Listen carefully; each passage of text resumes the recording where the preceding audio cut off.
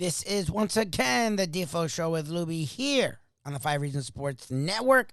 Today we talk with NFL agent, to the stars we like to call him. He is the agent Raheem Mostert, so he has an interesting and pretty cool connection and knowledge of now Miami Dolphins head coach Mike McDaniel, as he was the guy who was guiding Mostert to set NFL playoff records just a few years ago. Tessler talks with us today about a lot of things NFL, what's going on with the Washington Commanders allegations, Dallas Cowboys allegations, the scouting combine where the NFL lost to agents and soon-to-be NFL players, plus Brian Flores' hire. We also talk about specifically South Florida and the Miami Dolphins coaching hires of Sam Madison, Patrick Surtain, and Wes Welker. Brett Tessler has a very interesting opinion on that as well, right here, the Devo Show with the Lubie, 5 Reasons Sports Network with NFL agent Brett Tessler. Catch us on 5 Reasons Sports Network, Scoop Skolnick's fine organization, and the Believe Podcast Network, where, as we said, it would be worth going back into the archive there and downloading our interview yesterday with Megan Imbert, the former director, and she was the production manager for the then Washington Redskins video department, and she came right out and said Dan Snyder personally ordered these voyeurism tapes of naked cheerleaders and then had them set by the video department without her knowledge in-house, going through some underling in-house to his favorite birthday song. And I mean, just boldly made that assertion right here on our Believe podcast. We were trying to bring that interview to you earlier. Always something with the National Football League, and that's why we always enjoy bringing the program here. And one of our favorites, longtime friend of ours here on the show, and always bringing us a lot of insight into the National Football League's inner workings. The agent to the stars, Brett Tessler, brought to you by Will & Trust Attorney and Estate Planning Law Firm, the estate planning law firm of one Michael D. Wild. Brett, how are you, my friend? I couldn't be better, D. Thank you. Yeah, it's good to have you on the program. It was interesting. I don't know if you get a chance, you might want to give this a listen. Because it always seems to be something. And we were implying yesterday that the happiest man to be sued by Brian Flores in the NFL among the owners was Dan Snyder, because it took the spotlight away from what was again transpiring, even though you thought this, whole, investigation had resulted in whatever conclusion they came to. The team got fined, $10 million, $5 of which went to charity. But it seemed like, there was enough there to believe that something funky was going on inside the Washington organization. And then women are screaming in front of Congress that there's all this other sexual abuse involving Snyder himself. It did come up, the story surfaced during the Super Bowl, that maybe the owners were getting tired of this. I don't know what your thoughts are about what's going on with the Washington organization, now the Commanders. But do you believe that eventually Dan Snyder might be forced to sell that team, which, it takes a lot to bring that about? Well, in time, obviously, all of the facts will come out, or, whatever evidence there is, and the league will act accordingly. Regardless what is found or not found, the whole thing has been a very embarrassing distraction to the league, and really it's picked up its steam most throughout the postseason, where the league clearly wants everybody's attention focused on what's happening on the field, not what's happening with some organization that controversy has tended to engulf over the last several years. So there's no question that there has been a lot of smoke, and ultimately, I think in time we'll find out if there's really any fire. Talking with the one and only Brett Tessler. Follow him on Twitter at Tessler Sports. Also Facebook, Brett Tessler. Let me ask you, and I get it, and my wife will tell me this sometimes, and I'm very open-minded, but I am a white guy. So I do miss some things. You are, in essence, a white guy. So you're around the execs, you're around the owners, and you talked last week, and you said you've talked with us the last couple of weeks, you're not sure if there's overt racism going on, but again, people hire who they're comfortable with, and that's what sort of led to a quote-unquote systemic racism issue. Well, we're hearing more and more about sort of a macho / anti-female kind of a thing, where it's still quote-unquote a boys club, And Megan was very honest with us about it. Let me ask you, you're around these owners, you're around the execs. Do you feel sort of this quote-unquote toxic culture? And she said it's not just the Redskins or Commanders or whatever they're called. It's not just the Cowboys. She said it's across the NFL. Like she said, she went right after the NFL and said they're very complicit in all of this, and they don't fight any of it. They just let it happen. You're with these parties. You're in a lot of these events. Like, have you sort of felt sort of an aura of like 1960s when you're hanging out, dealing with some of the older NFL guard? Yeah, I mean, you cut out quite a bit there with what you were saying, Lubie. But what I think you were asking, I think I got enough of it to know what you're asking. From my experiences, no, I wouldn't say I really, experienced anything like that. Obviously, it's a male sport, and throughout the years, it's a sport that's been owned by all male owners, coached by all male coaches, played by all male athletes. Now, obviously, as time's gone on, especially over the last 2-3 years, you've seen some teams like the Buccaneers, the 49ers, you see them getting some women on their staffs. And so, it's possible that it could start heading more in that direction. Obviously, for any change to happen, it has to start somewhere. So, assuming that it's possible that more females could end up, in higher ranking positions, I really would honestly say that in being at the combine, around all the teams, hanging out with a lot of front office people that I know, and having dinner, drinking, whatever, I don't sense anything really misogynistic or chauvinistic, if you will. It's just, this is the way it's been for a very, very long time. And for change to happen, it's not going to happen overnight. Yeah. Well, all of a sudden, tomorrow, every coach in the league is a female, or every coach is black, or every coach is Jewish, or whatever. You know what I mean? Yeah. It takes time for things to start to turn. And so you're seeing it going in that direction.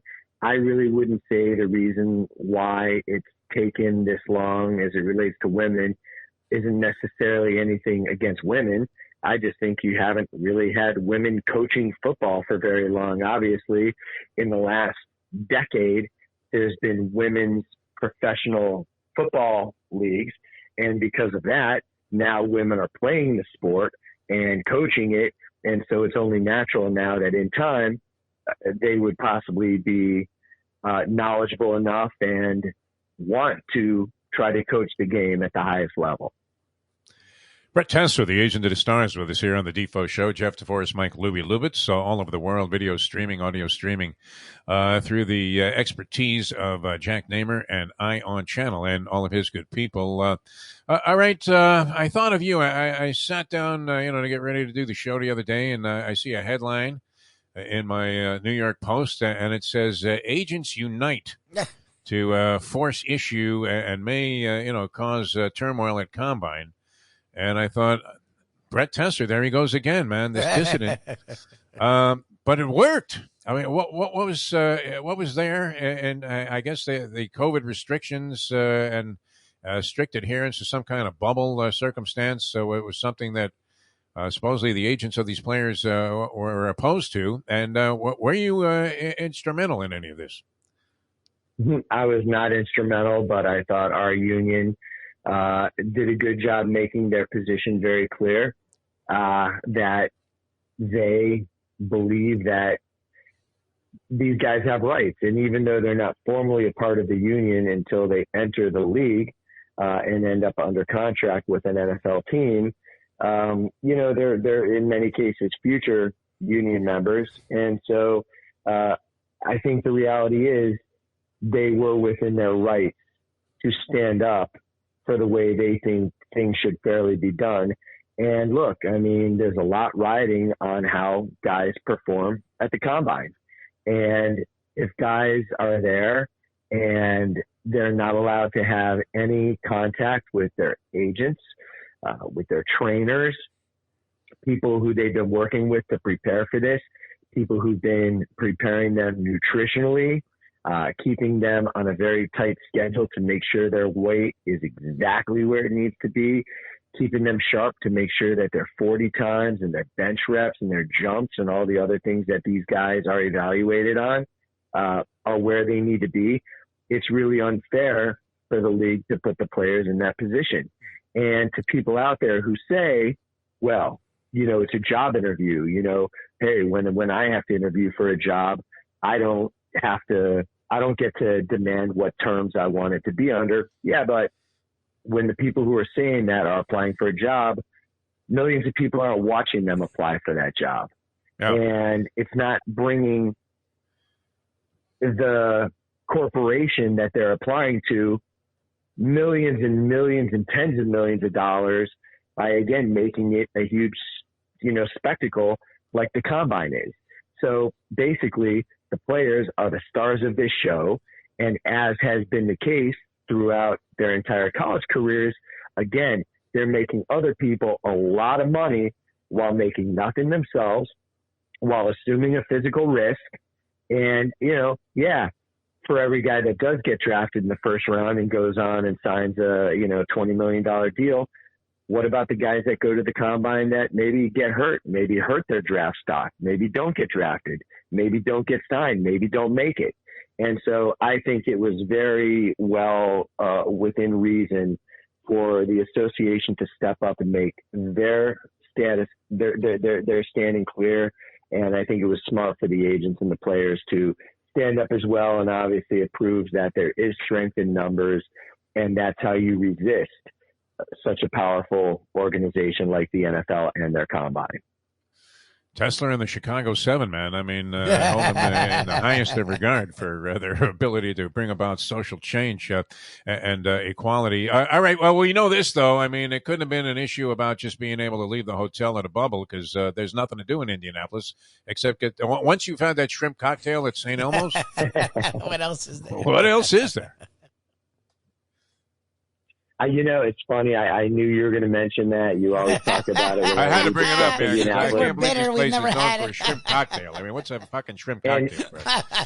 And it's so funny, Deef, that I swear to God, right now on my desk as we're speaking, I'm looking at a gift card for $100 to St. Elmo's that the Colts sent me for Christmas. Give it to Jim Gray when you go in the door. Every year as an agent, you look forward to the Christmas gift. So each gift is usually something that pertains to the local area. So the Seahawks will send you a box of smoked salmon. Different teams will send you different things that are sort of relating to their area. So with the Colts, every year you're getting that St. Elmo's gift card, and it's something I always look forward to using. That's great. All right, Brian Flores. I love the move there by Mike Tomlin, because I believe he probably salvaged Brian Flores' possibilities of ever coaching again in the NFL. Obviously, he is coaching again, but maybe even moving up the line. Is that a position that is familiar to any coaching staffs, the vice assistant to the consultant to the linebacking core? Or did they just make a position for him? I mean, what was your thought about that? Because I think getting Flores right back into the league like that probably did more for him than this lawsuit will in the long run. Well, it's a good look for the league that despite the lawsuit that he found employment. But the reality is, Dees, and I'm a very strong believer, that with Flores' age, with him being a young guy who clearly can learn and improve as a coach, I think Flores' best coaching days could potentially be ahead of him. And, I think during his time down here in Miami, everybody can say that he did some positive things, and you could see some signs that maybe, again, this guy could become a great head coach for years to come in the league. But I also very, very strongly believe that had he not filed a lawsuit, he would be a head coach today. But I also believe that had he been a little bit easier to work with and somebody who people were able to, get along better with, and somebody who players could have more respect for, I think he'd still be the head coach of the Dolphins today.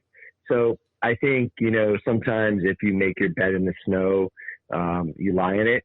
And I feel like, he definitely could have, been the head coach of the Texans or the Giants. But clearly, with everything going on with him right now, if you were the owner of a team, even if you're not really specifically retaliating, let's just say that it's very radioactive and, very polarizing figure. And if a team is making a head coaching change, it's obviously because they've gone through their own issues and their own struggles.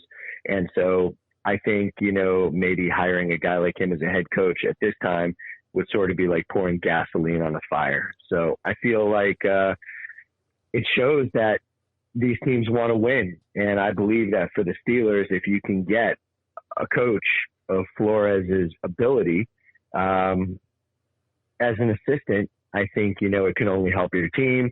And it's a position that is low enough to where it keeps him out of the media, unlike coordinators and head coaches that obviously have to talk to the media, have to answer a lot of questions. A coach in that position isn't necessarily being put on the podium in front of the media. And so it helps minimize distraction and controversy. And, I just hope in the end that it ends up being good for all people involved. As we wrap up here with Brett Tessler, I just want to ask you, because we were talking about coaching hires, throwing the Dolphins. The Dolphins, and I don't recall them really doing this in my lifetime. Mike McDaniel's gone and brought some of the greats back. Sam Madison to coach defensive back, since he did a great job with the Chiefs. Patrick Surtain, who's done a really good job with the American Heritage down here, is going to be an assistant under Sam Madison with the defensive backs. And Wes Welker, who's done a really good job with the Niners, is going to coach a former Dolphin great with the wide receivers here. As you are around the league, you deal with guys. What are some of these moves? Like, what do they do for players? Because to me, as a Dolphin fan, I'm excited to see some of the greats back here. How do players receive former player greats from an organization? Like, how does that work? What are your thoughts on those moves? It's funny. As soon as I saw those hires, I immediately reached out to Trent Gamble and asked him if he wanted to start coaching special teams. He's great. And so, again, as far as it relates to teams hiring former players, guys who are very highly respected, I think it depends on the personality of those guys. The problem with some great former players like Mike Singletary's, or, even if you want to look at basketball, people like Magic Johnson, Michael Jordan, Larry Bird, the reason why a lot of times those guys don't make good coaches is because their success just came from such just amazing God-given talent. Whereas in the case of guys like Madison and Surtain, these are guys who were not the biggest, they were not the fastest. Their success came from great technique, great physicality. And on top of that, if you know these guys personally, and I've had the opportunity to meet them at different times throughout the years, they're both incredibly nice guys. And so they don't have huge egos. They're not going to be talking to the younger players like, hey, kid, do you know who I am? That's not the nature of these guys. These are guys that I think people personally are really going to take a liking to. And I feel like professionally, these guys have just an incredible wealth of knowledge to offer. And I think it's really great for the fans. I think it's nice to have a head coach who embraces the days of success in this organization, and gives the fans some names that they can be excited about and some faces they could be excited to see on the sideline, as opposed to being intimidated by that or, basically taking an approach where it's you against the fans and you against the city and you against everybody, like maybe some people have been here. So I think it's very cool that McDaniels was willing to offer these guys these positions. And I see no reason to believe why it couldn't be very successful for the organization. Seems like a good quick move to make on the part of McDaniel. At least it has a very positive feel to it. Now, one great hire that you recommended to me, and I can't be more grateful to you, Brett Tessler. I mean, this was one of the great calls of all time, was when I got Michael D. Wild involved with my mom and her living trust, and it was a lifesaver, literally, in her passing, that this man was at the controls and had set everything up. Michael D. Wild, when it comes to wills and trusts, any kind of estate planning, I mean, definitely first pick overall in anybody's draft, mock or even the real thing. I mean, you hit the nail on the head when you talked about what a great hire it is, and it's something that I got a chance to experience firsthand. Many of my clients have now had the opportunity to work with him, as has Defo and many other people out there listening. you reach out to Michael Wild at southfloridawills.com, simply the best estate planning attorney down here in South Florida. And with him, there's no controversy. With him, you're getting somebody who has experience. He's been doing it for a while. He's done thousands and thousands of people's estate plans down here in South Florida.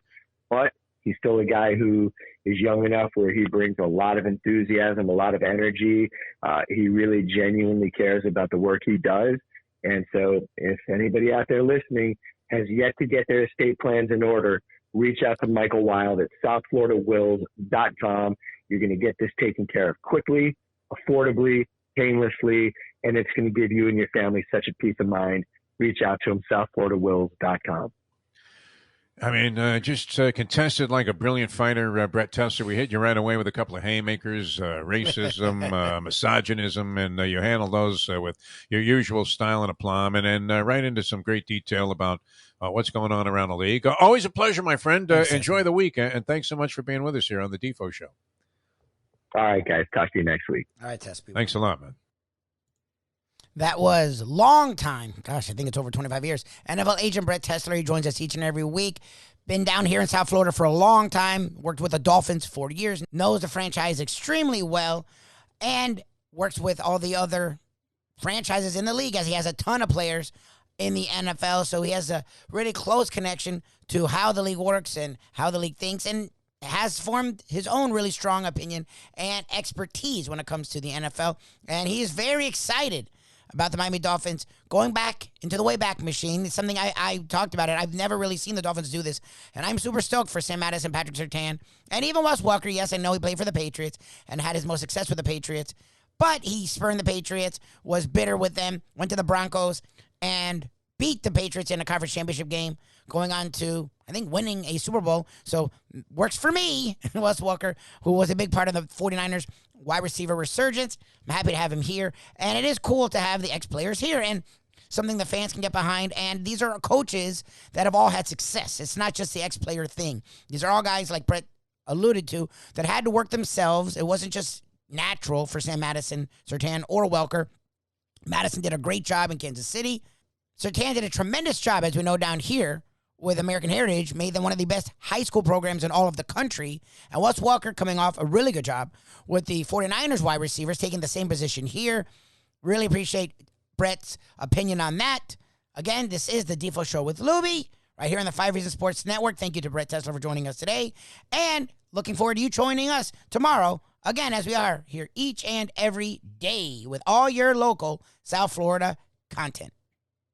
These days, we're all looking for comfort anywhere we can find it. Thank goodness for Landlubbers Raw Bar and Grill in the Plantation location, because they are making sure you are as comfortable as possible. First of all, they're not only open for delivery and pickup. All you have to do is go to landlubbersbarandgrill.com for both pickup and free delivery. Their hours have changed a little bit. Monday through Thursday from 3:30 to 10, and Friday, Saturday, and Sunday from 11:30 to 10. You're going to have the best wings in the world.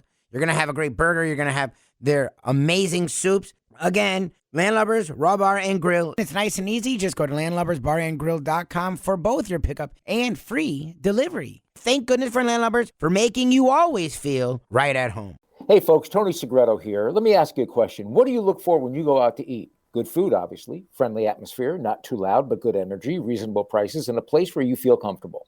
All those ingredients, no pun meant there, are hard to find unless you're talking about the Texas Roadhouse. You see, they encompass all of those attributes. Really, really good food, amazing atmosphere, good for a family, good for a date, or just a night out for yourself, and prices that will make you extremely happy. Their ribs, unmatched. Steaks, hand-cut every day. Everything, and I mean everything, is made on site, including their incredible bread. It's the one day, folks, that you can forget about low-carb diets. Trust me when I tell you, Texas Roadhouse, your restaurant, your destination when you say, where should we go and eat tonight?